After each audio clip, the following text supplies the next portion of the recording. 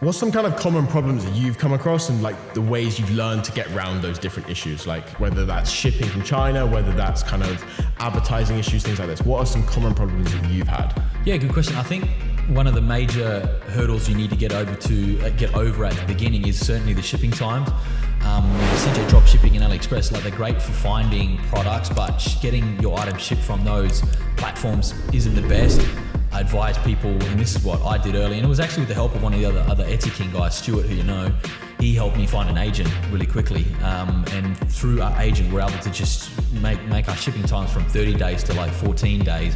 We're able to quality control a lot of our items as well, because she would inspect it when it would come into her warehouse. So that's definitely one of the major things and problems that I come across with to start. But that's quite quickly how I solved it. Another major problem that I ran into, and I know you know this, is the amount of store bans that I had to start with. I had basically 4 store bans off the bat. I went into it was really funny. I went in with fucking all this gusto, like I'm gonna fucking ruin this thing. I'm gonna make so much money. And I got like store ban. I was like, fuck, okay, that slowed me down a bit. I had one store, I had 5 stores, 4 got banned. It's actually quite funny. My girlfriend, I used her details. She can't even buy on the platform. So they shut down her sales store. The whole thing. I was like, that was, and she like her store was actually one of the more legit ones that are set up. Like it was all legit. So I'm not quite sure they fully banned her off the thing. They didn't like the look of her or something. Yeah, it's just crazy, the store bans. Like there's so many people that DM me that have like POD stores, like completely above board. There was a guy the other day that was selling like wooden toys. He had all the permission. He had the production partners, everything completely legit. Got permanently banned. Like their algorithm's horrendous. It's so bad. It's so bad. Like it's so developers so need to be slapped. I know. Fucking horrendous developers, man. Fucking horrendous support as well. Yeah. But going back to your shipping times, right? So obviously you switched over to an agent, majoritively for your orders.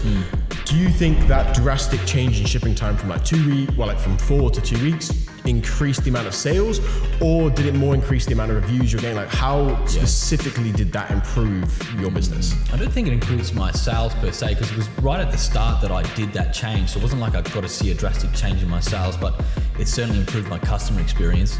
And certainly improved like just my overall Etsy performance, in a sense that like the trackings were getting, the last mile tracking was getting inputted in the system by my agent, so therefore my holds weren't happening as long. Customers were happy with the shipping time, so they were leaving reviews quicker. So that has definitely helped from a customer experience perspective. Absolutely. I think the boys who have been, I know there's some guys in the Etsy Kings chat, they've done like 300 plus sales and they're still using CJ and they're still using AliExpress. I reckon if they switched over to an agent, that would see a massive difference. Yeah, definitely. I do agree with that. I still do CJ for certain stores. I still do AliExpress for certain stores.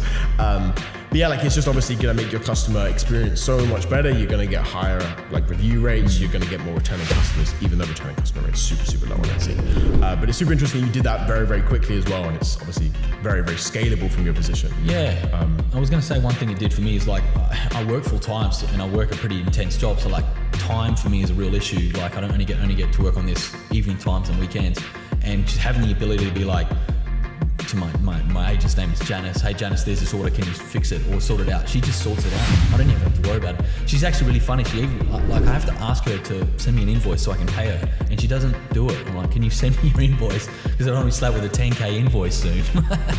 Yeah, that's super fucking good. That's so good though. That's like such a good relationship to have. And yeah, I've had so many different relationships with suppliers, and it's always nice when you actually find a really good one. Like I've had ones, it was quite funny, it was ages ago. It was like 2 years ago. We did maybe $250,000-$300,000 with one supplier for one winner. And I think it was even less than that. But for Christmas, my profile picture on WeChat is my cat. And he painted a picture of my cat and FedExed it all the way from China to my house for a Christmas present. Like, it's the most random thing ever. When you find a good one, it's always really fun. Tell you a funny story about her agent. I'm pretty sure she loves Stuart. She's like fully into him. It's quite funny actually. Bro, I get DMs all the time from people like flirting with CJ agents, flirting with their agents, like the dumbest shit. But like there's one guy that sends me messages every like 4 or 5 days, like flirting, just messages like him flirting with a CJ agent. I suppose that's like when you're a true Etsy king and you're able to bang your agent and then a customer as well. No, but they were like talking about flying out and meeting up in person. Like I was like making a full fucking wife in her up. You're gonna have kids in China soon. gonna hit that warehouse game, you know. It's literally the most random shit ever. Like, what the fuck, fucking risen up a fucking CJ age. Hilarious, bro.